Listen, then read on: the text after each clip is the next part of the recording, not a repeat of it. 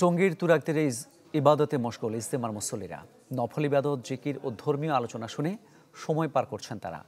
আখিরি মোনাজাতের মধ্য দিয়ে কাল শেষ হবে এবারে বিশ্ব ইজতেমার প্রথম পর্ব।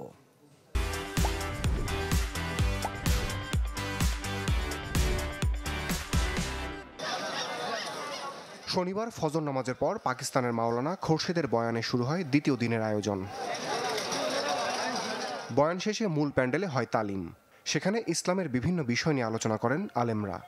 ওলামা হযরতরা এখানে আছে, তারা আমাদেরকে মিলে মিলে শিখাইতেছে কি করে আমরা 5টা সূরা শিখে নামাজকে সহি করতে পারি।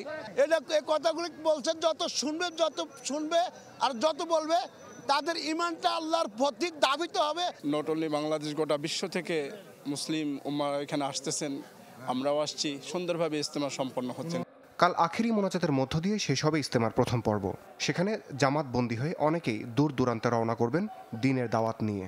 কন্টিনিউ নামাজ কালাম পড়ি, দাঁড়িয়ে রাখছি, এমনকি মানুষের দিনের বুঝটাও আমি দেই। যেহেতু আমি আরবি জানি, সো তাদের সাথে সময় লাগানোর একটা ইচ্ছা আমার আছে। হয়তো 40 দিন সময় লাগাতে পারি ইনশাআল্লাহ। একটা অংশ তো আল্লাহ পাকের রাস্তায় তিন চিল্লার জন্য বের হচ্ছেন, এবং বাকি অংশটা ওনারা নিজ এলাকায় ওনারা মুর্শিদাবাদের মেহনত, মসজিদের পাঁচ কাজের আঞ্জাম দেওয়ার জন্য ওনার মহল্লায় ইনশাআল্লাহ চলে যাবেন।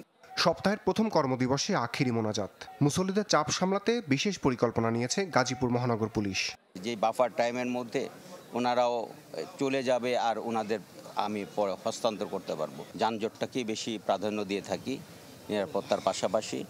আমরা ভোগড়া মোড়, কুড়িল যে 300 ফিট এবং দৌড়, এই 3টি জায়গায় আমরা যানজট ডাইভার্সন করে দেবো।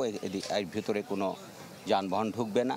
সোমবার সন্ধ্যা থেকে 22 জেলা আর ঢাকার একটি অংশ নিয়ে শুরু হবে জোবাইরপন্থীদের দ্বিতীয় পর্বের ইজতেমা।